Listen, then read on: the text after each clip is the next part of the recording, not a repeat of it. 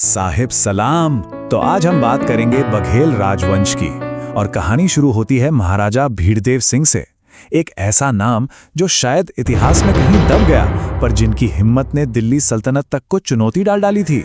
तो सवाल ये उठता है कि आखिर कौन थे वो बघेल राजा जिनमें इतनी हिम्मत थी कि दिल्ली सल्तनत जैसी महाशक्ति से टकरा गए। चलिए जानते हैं उनकी कहानी। तो ये कहानी हमें ले चलती है 15वीं सदी में, एक ऐसा दौर जहां से बघेल राजाओं का लिखित इतिहास, मतलब जो प्रॉपर रिकॉर्ड्स हैं, वो मिलने शुरू होते हैं। तो ये हैं महाराजा भीड़देव सिंह। इनका शासनकाल था 1470 से 1495 तक, और ये वही दौर था जब दिल्ली पर सुल्तान बहलोल खान लोधी की हुकूमत थी। असल में यहीं से हमें इस वंश के बारे में पक्के तौर पर जानकारी मिलनी शुरू होती है। और हाँ, उस जमाने के जो इतिहासकार थे वो इन्हें राजा भिट या पन्ना नरेश के नाम से भी बुलाते थे। ऐसा इसलिए क्योंकि इनका जो राज्य था गहोरा, वो बुंदेलखंड के बहुत बड़े इलाके में फैला हुआ था। लेकिन बात सिर्फ इतनी नहीं थी। जो चीज़ भीड़देव सिंह को सच में खास बनाती है वो ये है कि उन्होंने सिर्फ विरासत में मिला राज्य नहीं संभाला, बल्कि अपनी ताकत से एक पूरा साम्राज्य खड़ा कर दिया।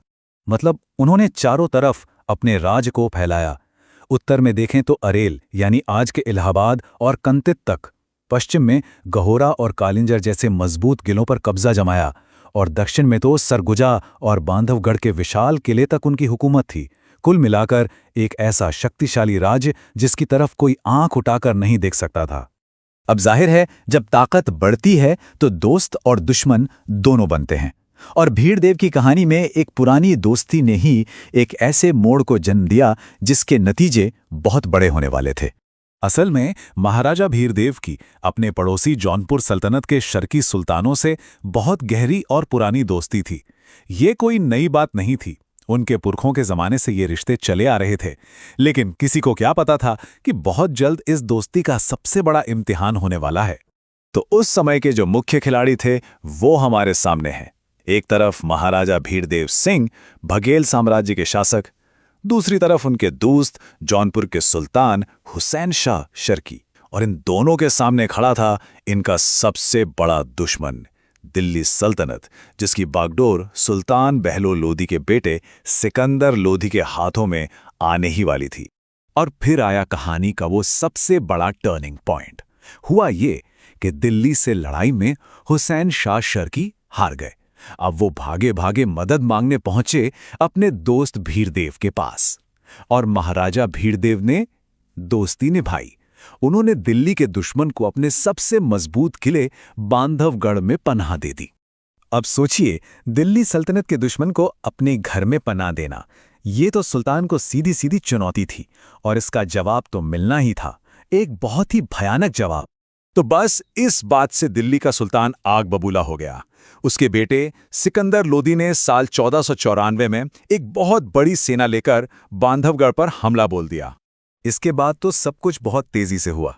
एक तरफ वीरदेव ने अपने दोस्त को शरण दी, और दूसरी तरफ 1494 में सिकंदर लोधी की सेना कूच करती हुई कंदित के इलाके तक आ पहुंची। लेकिन 1495 में कुछ ऐसा हुआ जिसने पूरा खेल ही बदल दिया। जब दोनों तरफ की सेनाएं आमने सामने थीं, एक ऐतिहासिक जंग के लिए तैयार, तभी किस्मत ने अपना एक अलग ही दांव चल दिया। साल था 1495, जेठ का महीना। दुश्मन की सेना दरवाजे पर खड़ी थी, और ठीक उसी वक्त महाराजा भीड़देव सिंह का निधन हो गया। वो राजा जिसने इस पूरे टकराव को शुरू किया, वो इस दुनिया में ही नहीं रहा। अब उनकी गद्दी पर बैठे उनके बेटे शालीवाहन देव। सोचिए, उन्हें विरासत में सिर्फ राजपाट नहीं मिला, बल्कि दिल्ली सल्तनत की एक विशाल सेना का खतरा भी मिला जो किलों के बाहर खड़ी थी। तो एक नया राजा, सामने खड़ी एक गुस्साई सेना, और एक जंग जो शुरू होने से पहले ही रुक गए। सवाल यह है कि क्या शालीवाहन देव सिकंदर लोधी के इस गुस्से का सामना कर पाए? क्या वो अपने पिता की विरासत को बचा सके? खैर, ये कहानी हम जानेंगे अपने अगले विश्लेषण में।